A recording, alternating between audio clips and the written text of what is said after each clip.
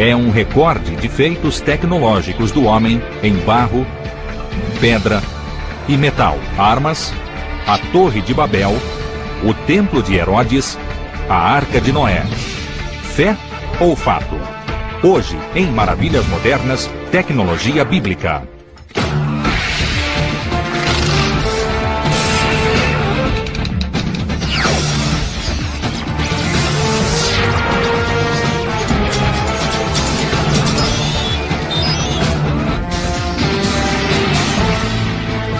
Maravilhas Modernas. Tecnologia Bíblica. É o livro mais influente da história.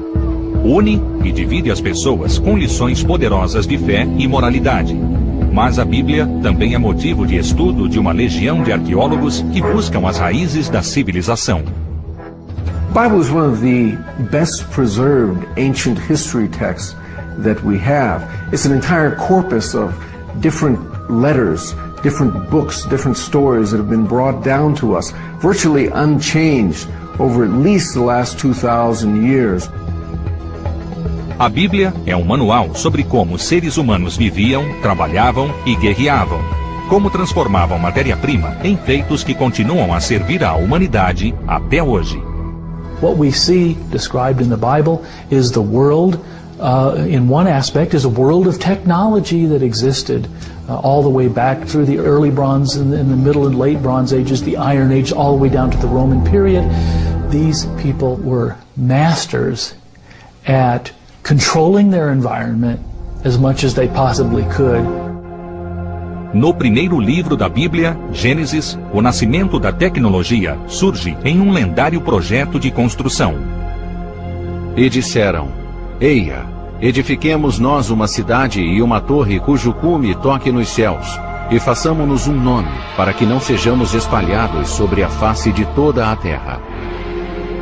A cidade era a Babilônia, e a torre recebeu o nome de Babel, construída para rivalizar com Deus e proclamar a grandeza dos homens.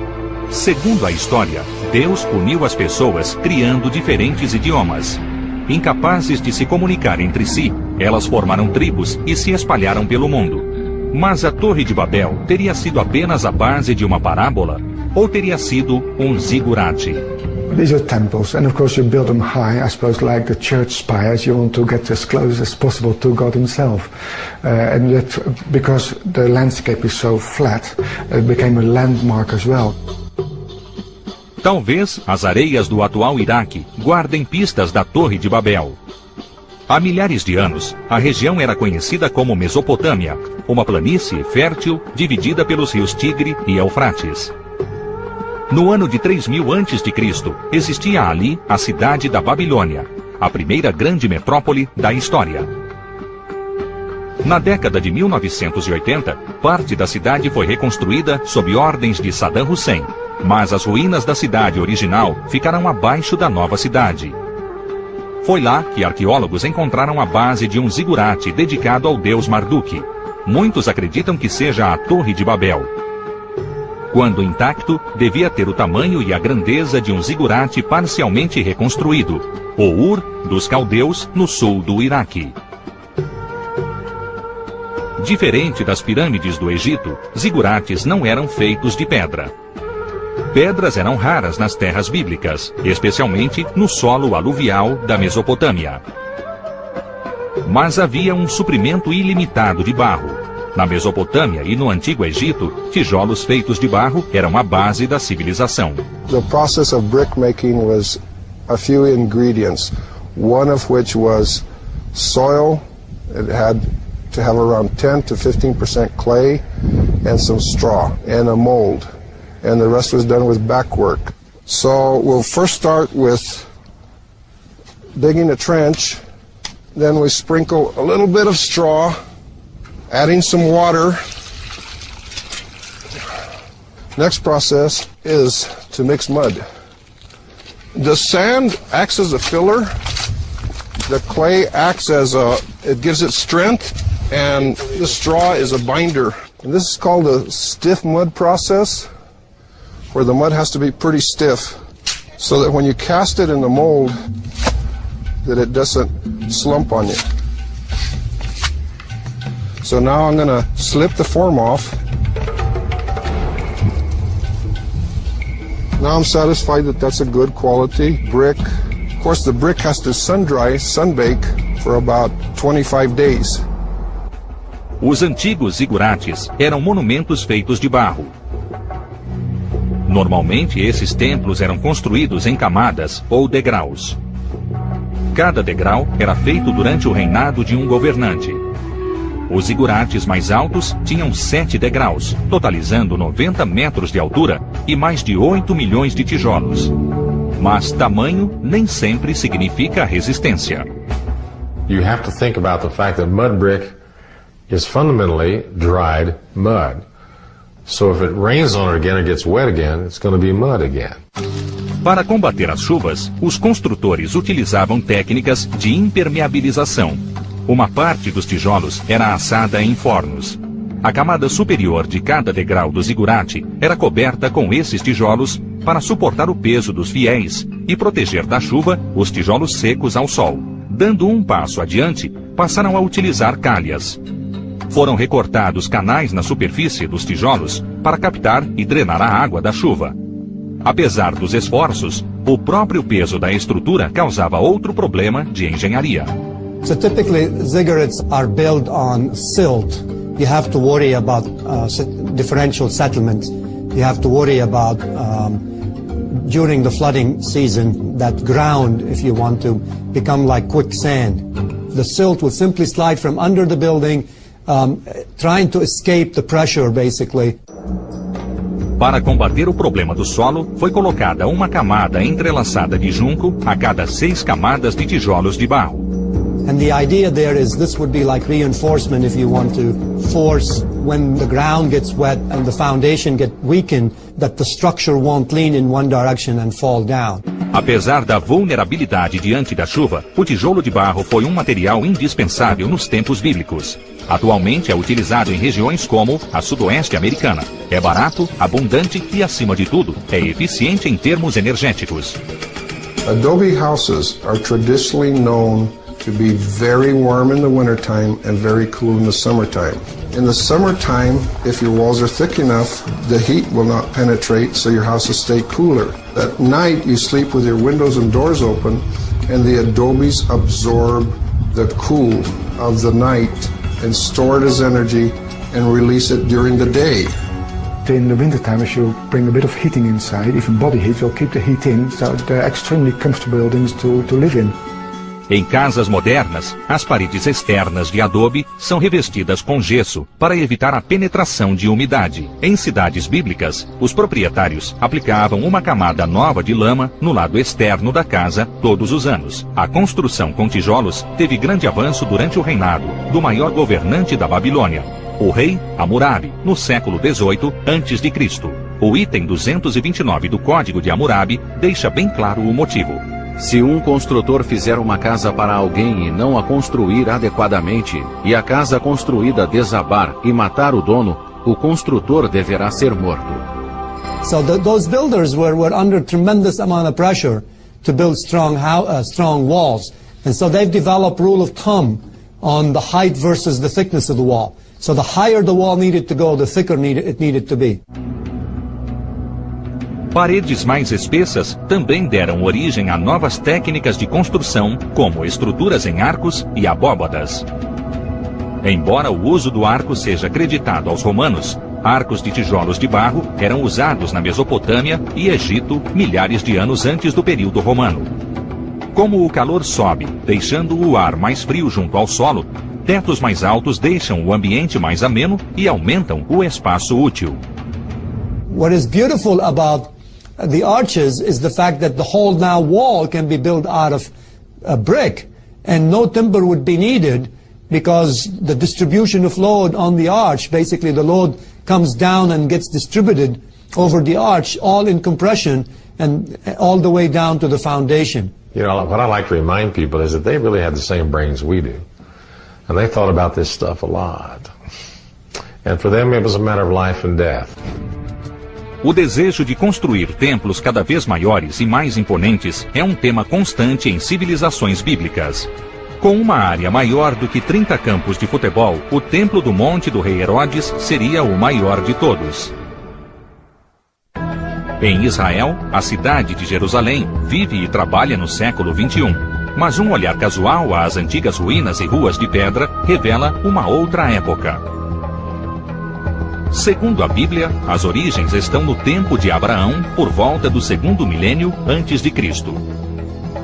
Na parte sul da cidade, uma enorme estrutura pode ser vista no topo do Monte Moriá.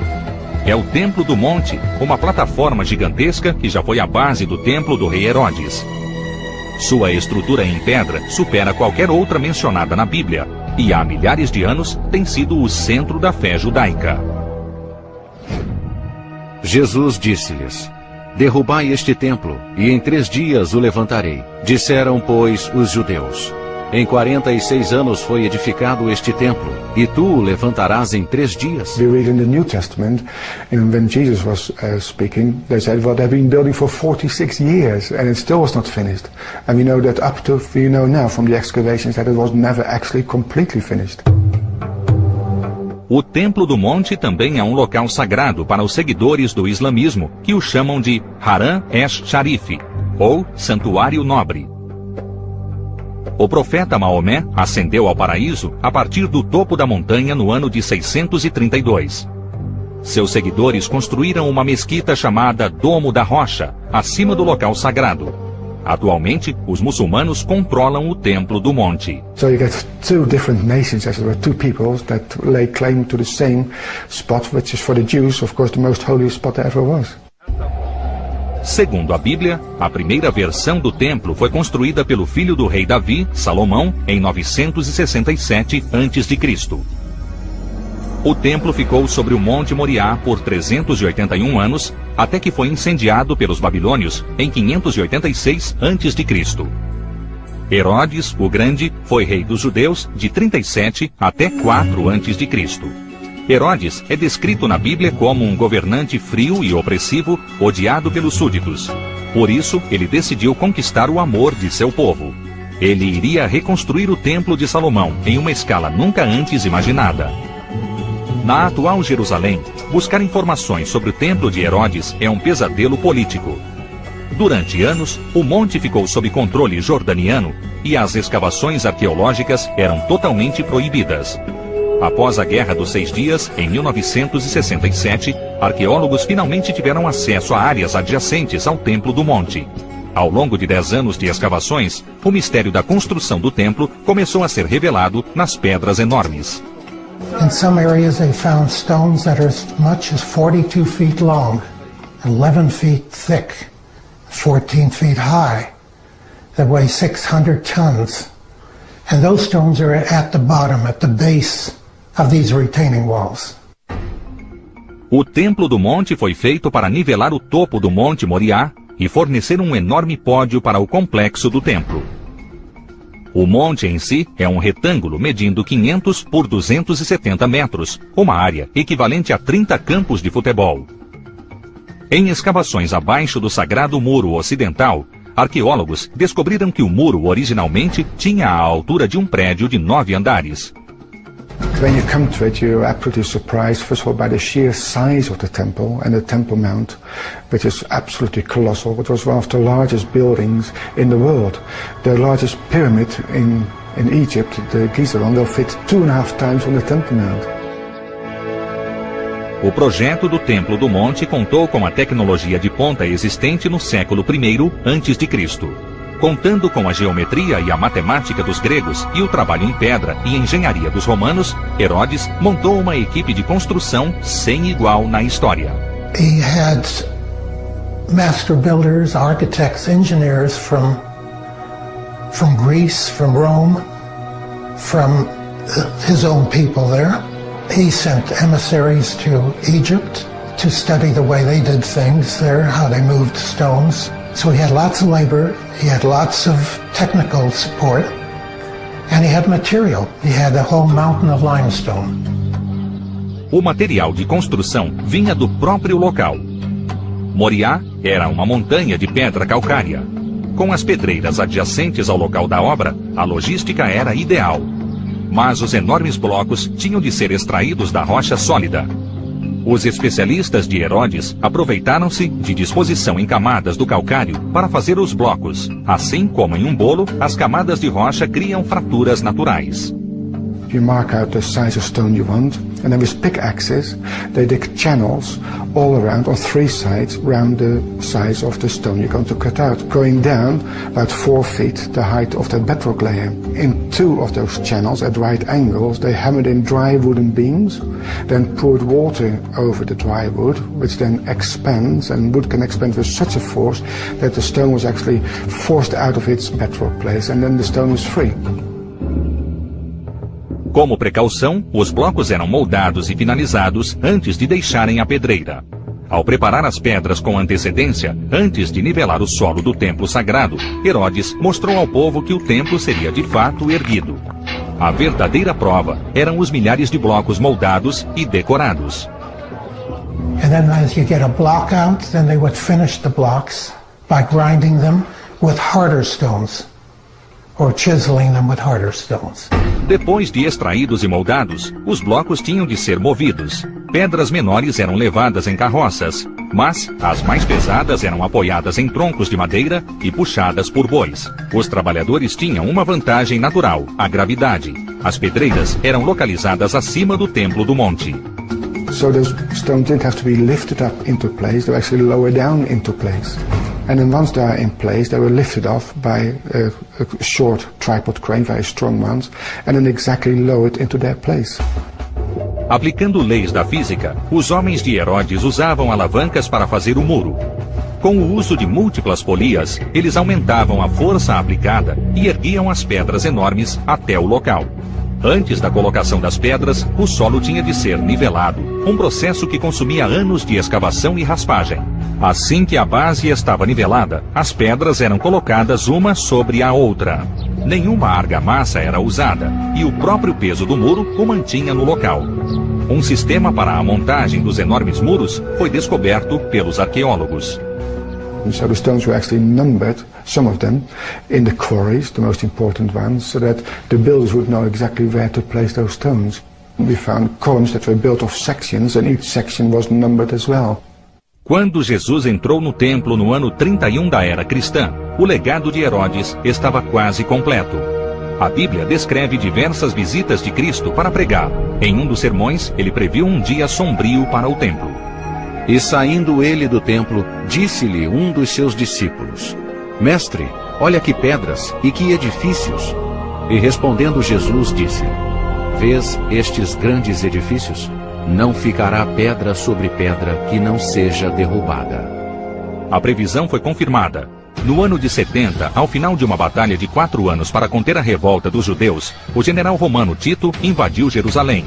Seus homens atearam fogo ao teto de madeira do templo e, em seguida, destruíram o complexo, derrubando as pedras uma a uma. Like Jesus says, not one stone shall be left upon another, but he was referring to the buildings that were built on top of this platform. But the retaining walls are still standing up today on the southeastern corner, almost up to the top, because those stones were so heavy, even the Romans couldn't dislodge them. Quase 2 milênios após a destruição, os muçulmanos controlam o Templo do Monte. A proibição de novas escavações deixa ao mundo um retrato incompleto dos engenheiros de Herodes.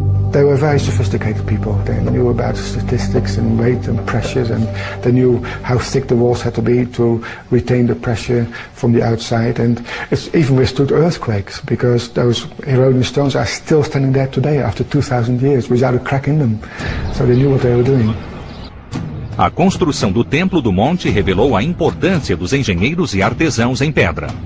Mas diante das guerras constantes, a arte do uso do metal tornou-se a técnica mais importante da história bíblica. O tanque leva 3 vantagens táticas ao campo de batalha: blindagem, velocidade e poder de fogo.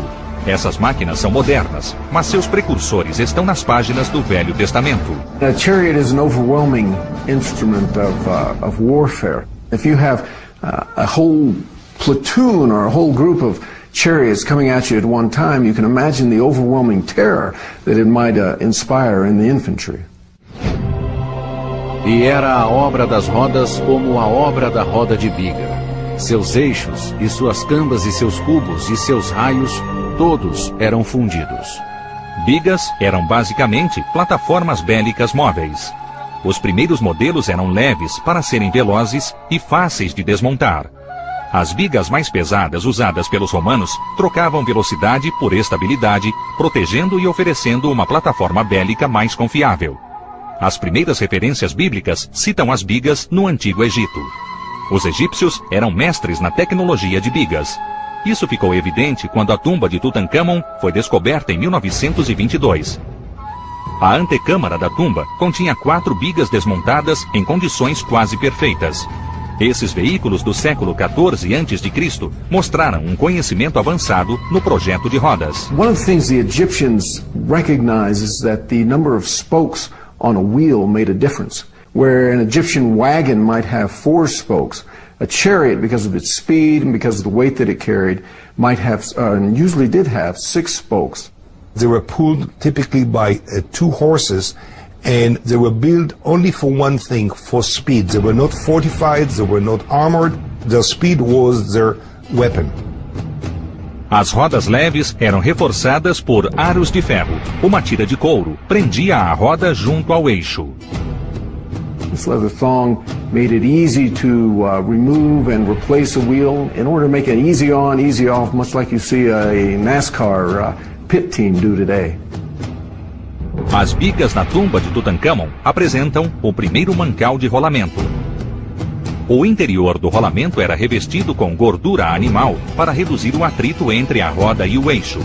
Para aumentar a velocidade e melhorar o desempenho nas curvas, os egípcios aumentaram o eixo e afastaram o reboque da biga para melhorar a distribuição de peso. As bigas assírias e romanas eram apenas versões mais pesadas e mais resistentes da biga egípcia.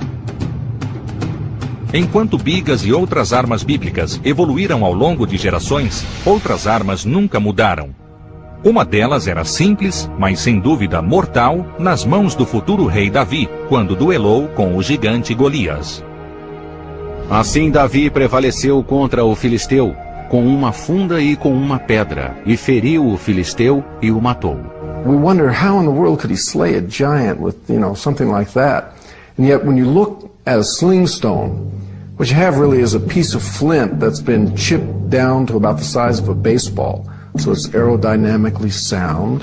And slinging it around the head in a sling, it can reach speeds of, say, 80, 95 miles an hour, about like a baseball pitcher throwing his best fastball. So you can imagine something like that coming at you, perhaps in great quantities. Fundas eram extremamente precisas, como mostra a Bíblia, ao citar os homens canhotos entre os filhos de Benjamim. Todos atiravam com a funda uma pedra em um cabelo, e não erravam. A tecnologia do metal era de importância fundamental para os guerreiros da Bíblia. Armas mais afiadas e mais resistentes significavam a vitória no campo de batalha. Pequenas armas metálicas, como pontas de lanças, começaram a ser feitas na Era do Bronze, no início do 2º milênio. The earliest spear points cast in bronze were probably done from the archaeological record in stone molds. Limestone is very easy to carve. It's very plentiful throughout the biblical land.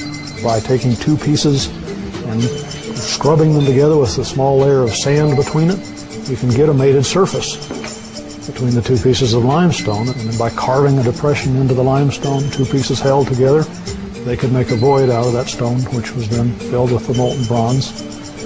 And ultimately were able to mass produce significant quantities of weaponry like this. You think about arming one of King David's or King Saul's armies, they had to produce thousands of spear points. Metal technology made a big difference in the length of the swords that were available to soldiers. Com a evolução da tecnologia de guerra, a arma preferida passou a ser a espada. A typical bronze sword was not longer than maybe 25 to 35 centimeters. And the only way to produce that shape was by casting, because that's the nature of the bronze. It is very difficult to forge, but very easy to cast. It melts at a fairly low temperature. Como o bronze fundido era mais frágil, espadas longas podiam quebrar facilmente na batalha. O ferro começou a ser usado por volta de 1200 a.C. Foi o início da Era do Ferro, quando os exércitos bíblicos começaram a usar armas mais fortes e mais afiadas, incluindo a espada longa.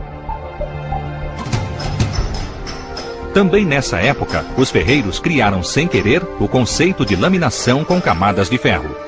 Os primeiros ferreiros bíblicos não tinham tecnologia para aquecer o forno acima de 870 graus, a temperatura necessária para fundir o ferro, e eram obrigados a trabalhar com ferro poroso de qualidade inferior. So in order to get solid materials, they had to be hammered and be turned into very thin sheets. And those sheets later on had to be stacked together and re-hot hammer welded into larger sections. And as a result of it, those thin layers got bonded to each other and created a structure that was very strong, very fracture resistant, and also very rigid. Layered iron is stronger than one thick layer iron for the same reason that plywood is stronger and more rigid than wood plank. It's very interesting to note that today in the aerospace industry we are using very same concept to make what is known as the composite materials. As armas da Era do Ferro gradualmente ficaram mais fortes e mais letais. It took later development as they proceeded and advanced into the Iron Age, where they learned to infuse carbon into the iron and actually produce steel, that they were able to make a weapon that was superior to many of the late Bronze Age period weaponry. Quando conquistou Jerusalém em 586 a.C., o rei Nabucodonosor conhecia a importância do ferreiro. E todos os homens valentes, até 7.000, e artífices e ferreiros até 1.000, a estes o rei de Babilônia levou presos para a Babilônia. And in so doing, he effectively disarmed the nation of Israel. Without the blacksmith, they had no ability to either produce or maintain any existing weapons. Mas armas de metal faziam pouca diferença durante um cerco. Contra todo o poderio do exército assírio, os defensores da cidade expunham toda a fé na tecnologia de construção de muros. A palavra guerra é citada mais de 300 vezes na Bíblia. Espada é citada 380 vezes. Não há dúvida de que o conflito bélico era uma realidade constante para os povos da Bíblia. Para eles, era culpa da geografia. As cidades de Israel e de Judá foram criadas ao longo de importantes rotas comerciais de vizinhos pouco cordiais. They were surrounded by big and very mighty empires. The Mesopotamian empires on one end, on the east, the Aramean empires on the north, and the Egyptian empire on the south. And in order to stay independent, they had to be able to fend off the armies of those empires. So by doing so, they had to develop and erect very, very robust and very strong fortifications. Nas pequenas cidades-estado, todos os recursos eram investidos na construção de muros. Muros externos mais fortes significavam sobrevivência. Some of these walls could easily be up to 15 meters high. And the idea was to make it high enough that scaling would be difficult, but also that missiles which are being hurled from the top of the wall will accumulate kinetic energy and will do more devastation on the enemy. Segundo um relato da Bíblia, derrubar um muro fortificado era apenas questão de contar com a ajuda de Deus. Então disse o Senhor a Josué: E será que, tocando-se prolongadamente a buzina de carneiro, ouvindo voz o seu sonido, todo o povo gritará com grande brado, e o muro da cidade cairá abaixo. A destruição milagrosa da cidade de Jericó não era um cenário com o qual os exércitos contavam. Para eles, o ariete era o maior símbolo da tecnologia de cercos.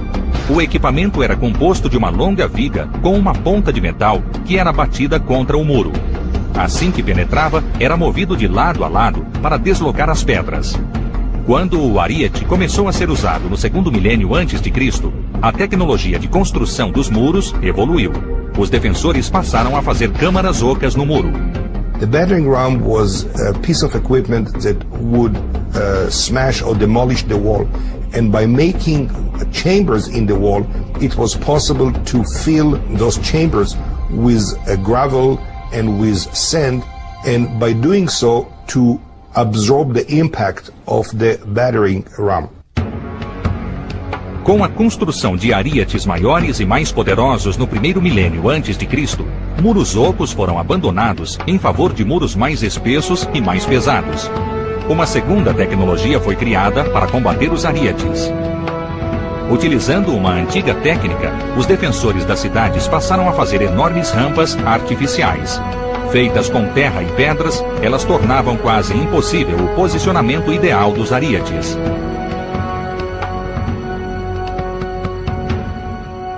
Elas também tornavam inviável a escavação de túneis sob os muros. Tal fato é bem documentado no cerco de Lachish em 701 a.C. Lachish era uma cidade da Judéia, ao sul de Jerusalém, que foi atacada e conquistada pelo rei assírio Senaqueribe. Em 1849, em uma escavação no Palácio do Rei, arqueólogos encontraram um cômodo que relatava a história do cerco a Lachish. Ele é mostrado em um diário esculpido nas pedras.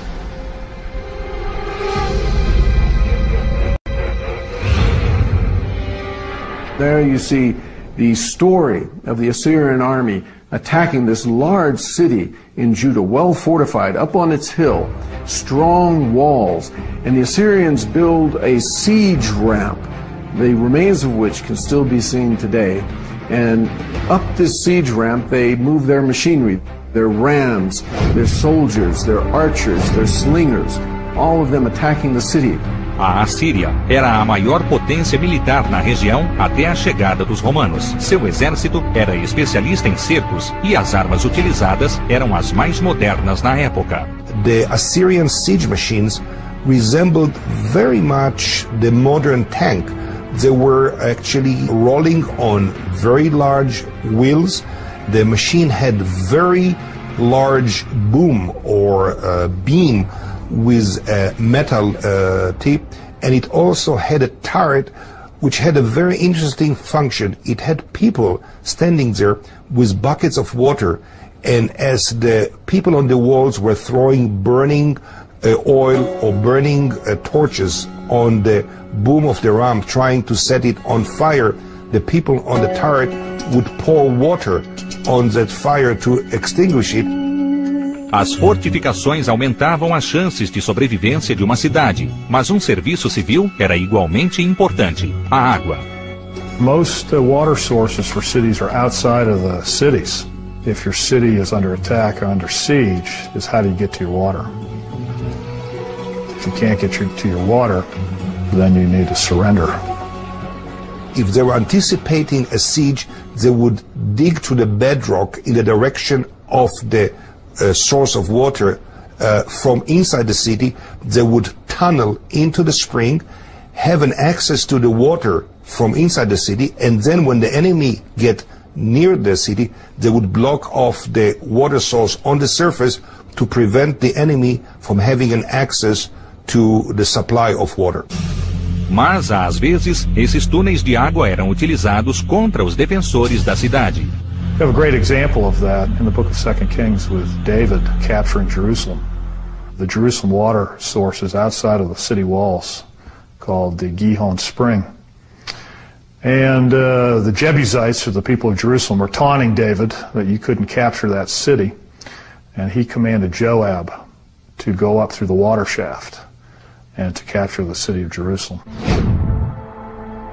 2 séculos depois, o rei Ezequias aperfeiçoou o sistema de água de Jerusalém para melhor proteger a cidade do exército assírio. O túnel de Ezequias tem mais de 500 metros de extensão e é uma das maravilhas da engenharia da Bíblia. A água era um bem precioso na terra sagrada e as cidades a defendiam até a morte.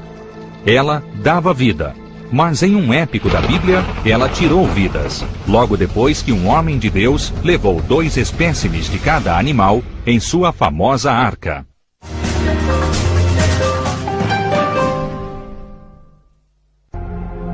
Eles são os maiores cargueiros da Terra. Totalmente carregadas, embarcações marítimas são capazes de transportar 500 mil toneladas. Essa capacidade é reconhecida na Bíblia. A história da Arca de Noé celebra um dos maiores navios da história. Então disse Deus a Noé: o fim de toda a carne é vindo perante a minha face, porque a terra está cheia de violência, e eis que os desfarei com a terra. Noé foi instruído a construir um grande navio de madeira e a coletar um par de cada espécie animal na terra. Quando Deus inundou a terra, a arca e seus habitantes sobreviveram e repovoaram o mundo. Mas seria esse apenas um conto cativante?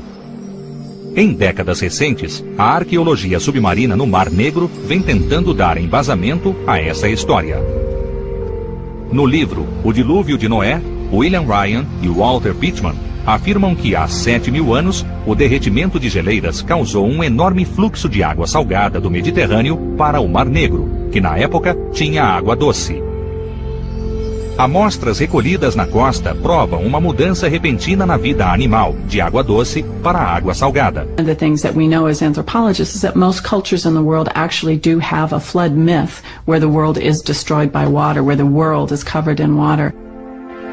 Da Arca de Noé, passando pelas inundações de Gilgamesh e às lendas gregas, romanas e irlandesas, a crença do dilúvio é rica em popularidade. Navios devem resistir a vazamentos, por isso, os construtores bíblicos criaram uma tecnologia sofisticada para unir as placas de madeira. Um dos métodos mais confiáveis era o do macho e fêmea.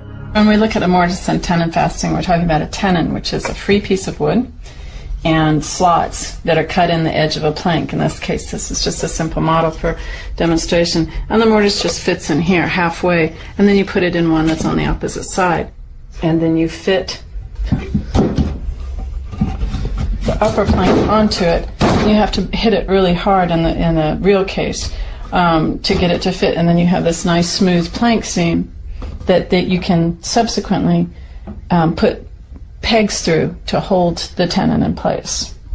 And this is the way people built boats for at least 4,000 years. We have evidence of that in the Mediterranean and in the Nile area. Because this is the area where the Bible is set, where its geography is, it's very likely that Noah's Ark would have had the same kind of technology. Para suportar o peso de todos os passageiros, a arca deveria ter sido uma embarcação de proporções gigantescas. E desta maneira a farás: de 300 côvados o comprimento da arca, e de 50 côvados a sua largura, e de 30 côvados a sua altura. Um côvado é a unidade de medida bíblica determinada pela distância da ponta do dedo médio até o cotovelo. Como cada côvado tem 66 centímetros, a Arca de Noé mediria 198 metros de comprimento, 33 metros de largura e 20 metros de altura. É uma embarcação enorme, mas possui precedentes históricos. There are some historical references to ships that are described as being 500 feet long. One of the things that we know the Egyptians did was to transport obelisks on wooden boats, and the pharaoh Hatshepsut, who was a queen, described about 3,500 years ago the boat that she had built, and the boat that she built to carry 2 obelisks is one that would carry a 747 loaded with 40 elephants. These are our first super freighters that we hear about from other sources than the Bible. Um homem decidiu pôr em prática as coordenadas dadas por Deus. Joseph Silver era engenheiro na Pensilvânia e se dedicava à arca no tempo livre. Durante quase 30 anos, ele fez um estudo da viabilidade da arca, abordando todos os aspectos, da arquitetura e física marinha, à química e zoologia. Mas Silver morreu em 1995 e o manuscrito foi quase esquecido. Pouco após sua morte, amigos e parentes começaram a reunir suas anotações e, em 2000, enviaram o material a Ed Shearer, proprietário de uma empresa de engenharia naval. I decided to take it up and figured I'd spend 5 minutes on it, shoot a bunch of holes in it and send it back to the gentleman. After several hours later, I was very involved in it, looking up requirements and standards from the United States Coast Guard, from the American Bureau of Shipping, from the International Maritime Organization, these type organizations, to try to refute what Mr. Silver had come up with, and basically his concept of the Ark fit all of the requirements. A Arca de Silver estaria entre as maiores embarcações já construídas. The rule of thumb is that ocean-going barges have basically a length-to-depth ratio of about 15:1 or less. The Ark actually met that criteria at being about 40 feet deep to the, as we call it, the strength deck on the Ark, with the 627 feet long. Silver criou modelo da Arca com um software muito usado pela Marinha e pela Guarda Costeira para análises de engenharia. We determined that the Ark had basically adequate stability to encounter waves of various heights in accordance with Coast Guard criteria. There was really no excess bending moments in the Ark. It would float fairly level. It would float without a lot of stress in the hull, so we figured that the structure of the Ark was adequate. Foi uma inspiração divina ou apenas um sonho? Esforços contínuos para localizar antigos naufrágios no Mar Negro podem um dia dar outras respostas sobre a Arca Bíblica. So there was a possibility in people's heads that they could build boats this large. It's only been about 45 years since the first scientific underwater excavation took place, and so we're still stretching our wings. There are expeditions all over the world, though, that are looking in deeper waters, looking deeper under sediments for ancient ships, and trying to really unlock the keys to the ideas people had in their minds about ancient technology. Enquanto a ciência marinha e as escavações arqueológicas nos levam a profundezas cada vez maiores, a Bíblia continua a nos fornecer o contexto histórico. And so archaeology goes hand in hand with the biblical text to show us how life in those days was overcome and the necessity of life was met through the people of the Bible. A cada dia, descobrimos novas evidências de tecnologias antigas e os arqueólogos continuarão buscando pistas importantes nas páginas da Bíblia, um dos maiores registros dos avanços tecnológicos do homem ao longo da história.